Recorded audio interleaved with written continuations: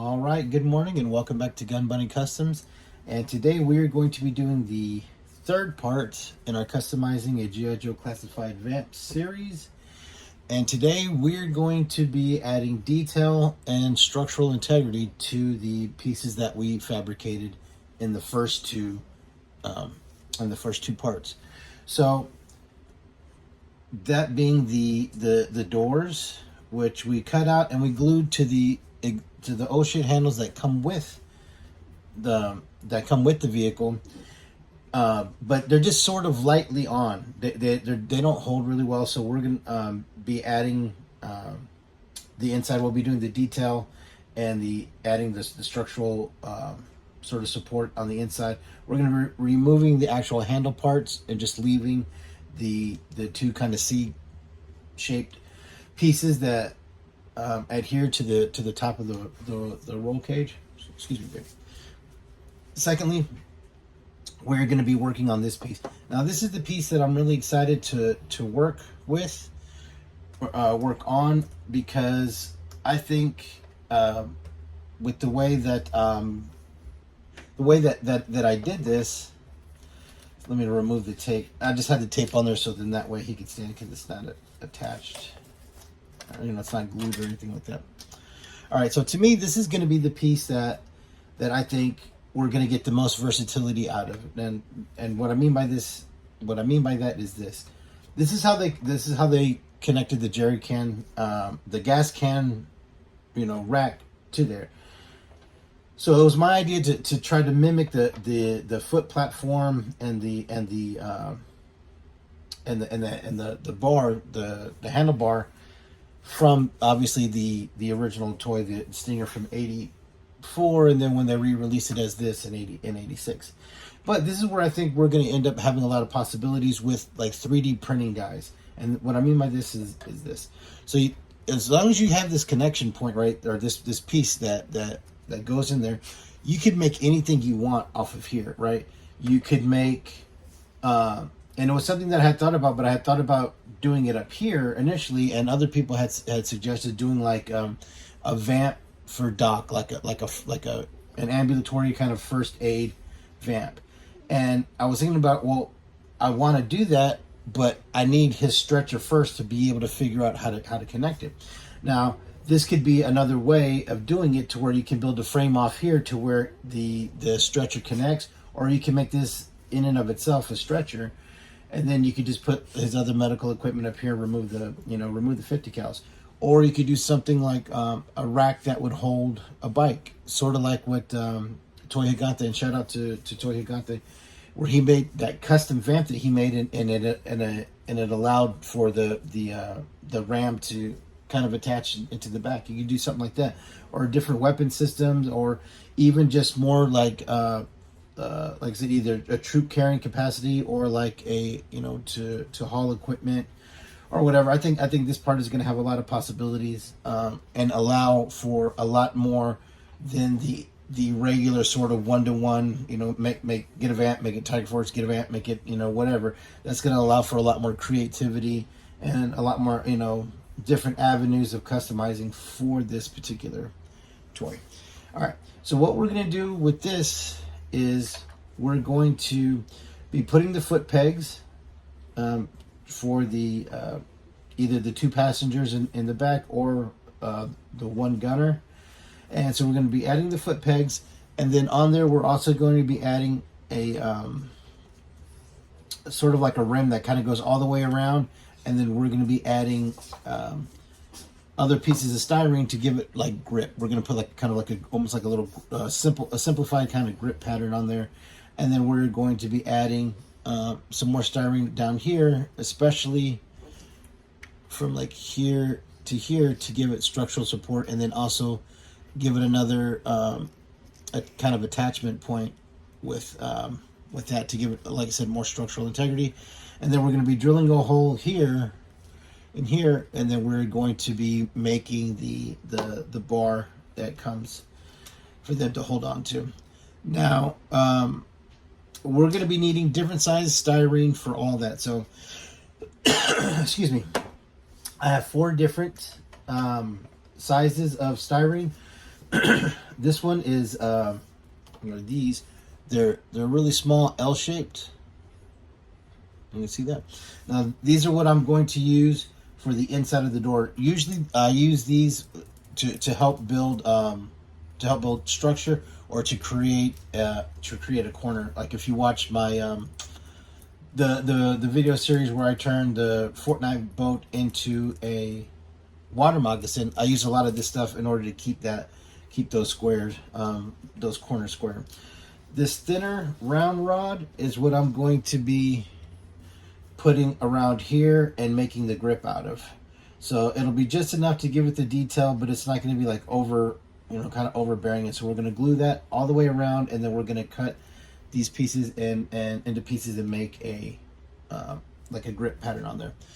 This is a clear acrylic rod, and this is what I'm going to be using for the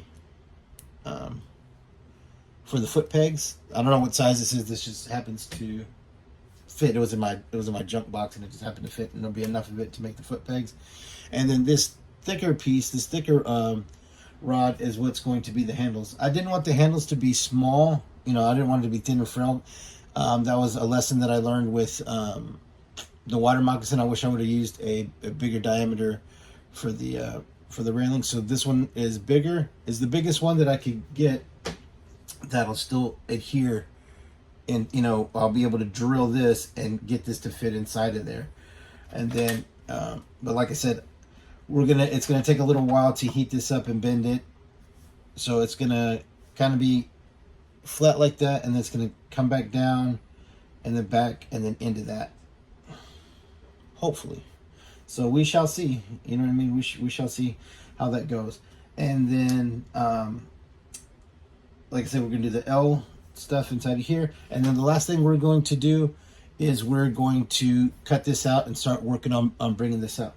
Now the issue with this, just like with a lot of customs, is clearance. You got to deal with whatever you have here. Like if you look here, I was able to get those right perfectly under the taillights. It fits perfect. Now you might ask why I have it up here, and so they have to be so scrunched. But that's pretty much how they had it with the original one. And I didn't want it to hang down and be under here and all that kind of stuff. I just thought that was going to look like shit.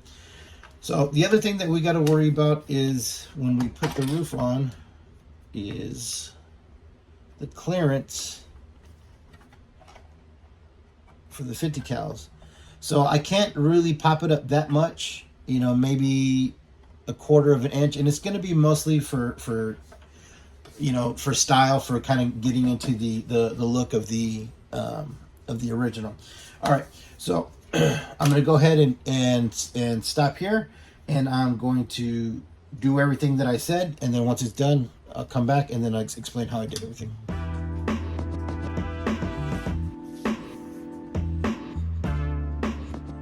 All right, welcome back. Let me get this at a better angle. Okay, so let me show you what I've done. So I've done the driver's side door. I have removed the handles from the oh shit handle. Where did it go? There it is. So I cut off that piece, just leaving the kind of C-shaped connectors, glued them, and then what I did was I put a frame on the inside of the door with this L-shaped styrene. So you can see it kind of has the inside of a door now, and that goes all the way around, and then it connects to those two pieces there. There's another connection piece there. So not only is it just connected to the actual larger door piece, it's connected to those three that are connected to the door, and then this fourth one. So hopefully that'll give it the rigidity it needs and kind of give it a cool look for the interior of the door. So we got one down, and so we just got one more to go. So look, door handle, everything looks good. I'm very happy with the way that turned out. All right, and then the next thing that we worked on was this footboard. So if you recall, it was just a flat piece of styrene. So what I did is I drilled 2 holes to put in the foot pegs You know, I did my center line and, you know, measured out and all that kind of stuff. Try to do it as square as possible.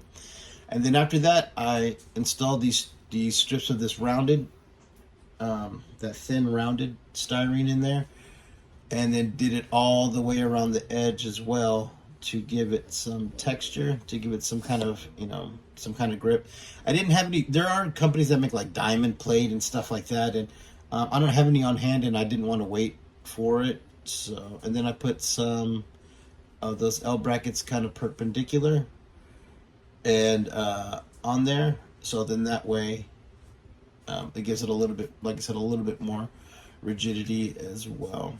So it's pretty sturdy. And then we're gonna drill the holes and then put the make the handrail out of this thicker one. So the way that I'm gonna do that, or the way that I've, you know, have tried to in the past is, you know, you measure it. This is, so that's 5. So this should be about center right there, right? So you're gonna find center.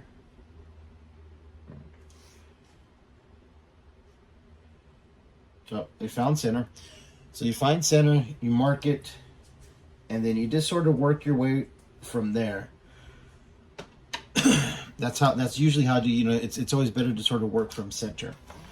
So then you can kind of see where you need to go and where you need to bend. So that's about right there. So then, you know, you want it to go, you don't want it to go all the way off. You want it to go around there. So then that's where, you know, you're going to need to make the first bend, and you'll make it, you know, 45. You're going to heat it up, and you're going to have to slowly do it, because what will happen is it'll start to tear. If it's too cold when you're trying to turn it, it's going to break. It's going to tear. Now, they also make, you know, a hollow tube the same diameter, but you're going to run into a similar problem with, while you're trying to heat it and bend it, it's gonna crumple in the corner. So it's best to use the rod instead of the what do you call it, the straw one. What the fuck did I just call it? No, whatever, I don't know.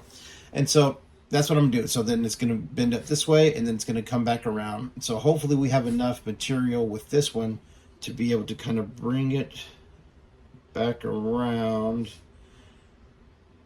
and then we might have to have it connect to something else here in order for it to work. So then it'll be up here like that, and we'll probably make it about that high to put it more, I guess, like in the middle right here is where I would want it to be. All right, so if you have that in there, you want it about that high. So you want it about 2 inches from this base, and at the bottom of it, about 2 inches from that base. So you're gonna want this 2 inches from there, so that it'll be right about there. Okay, so I'm gonna work on that. Oh, the other thing I did was I cut that out of that, and so what I'm gonna do in order to raise this, because obviously it fits right in there, I'm gonna take some larger L-shaped stuff, and I'm gonna build it kind of out of that. You'll see I'll get them to kind of connect like that in order to create the rise in the roof. Okay, so I'm gonna get back to work on that. I just wanted to do kind of a quick progress shot to kind of show you where we got it, so that way you can kind of see the footboard again and the door again. So there you go. So that way it's nice and rigid, and it'll hopefully have a good connection, a good strong connection point to the roll bar, and then that's going to fit in there, and it's looking good. All right, so I'm going to get back to work, and I'll see you in a little bit.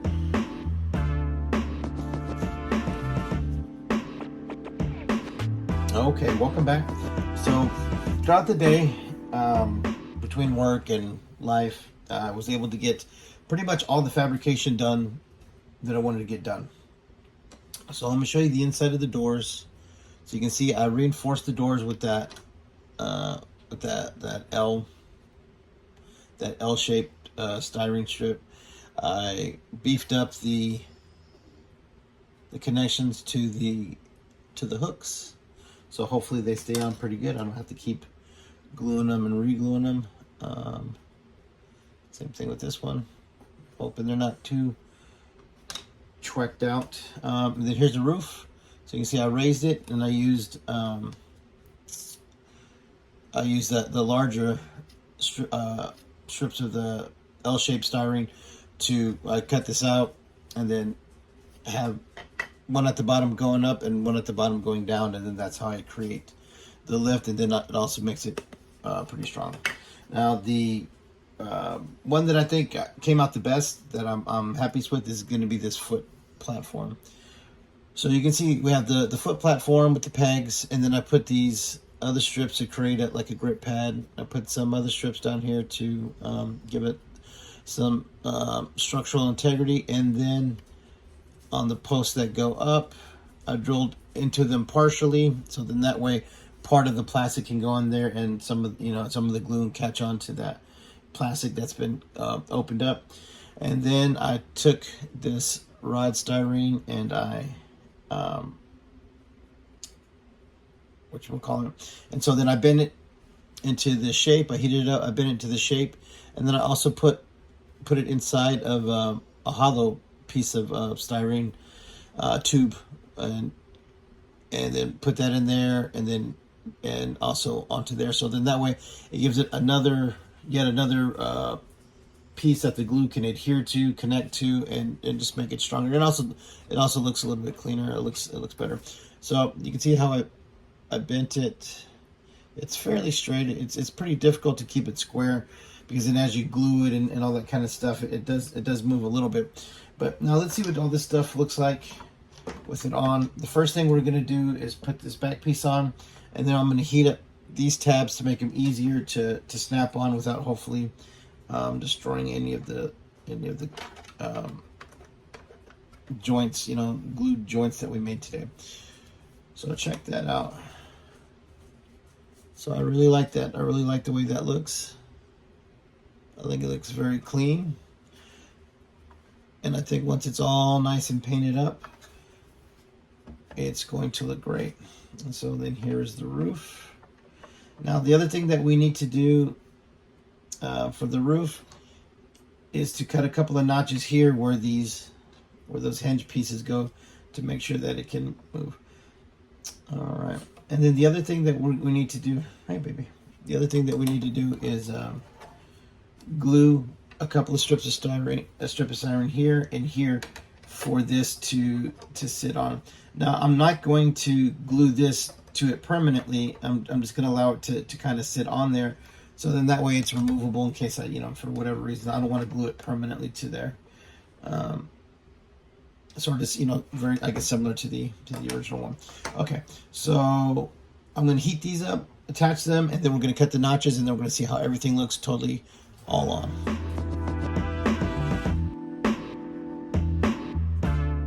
All right, welcome back. So it's all fabricated and put together. The back part is just loosely kind of sitting in there, but I am digging it. It's a little uneven. I'm gonna have to heat that back up and try to get a little bit better shape. But other than that, I think it looks great. I think I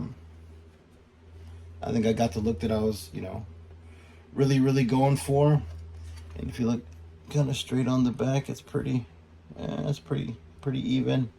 Good enough for government work kind of stuff. The footboard, I think, came out really good. You got plenty of clearance for the twin 50 cals on the roof. And they do need a little bit of minor cleaning up, but as you can see, the doors all work nicely.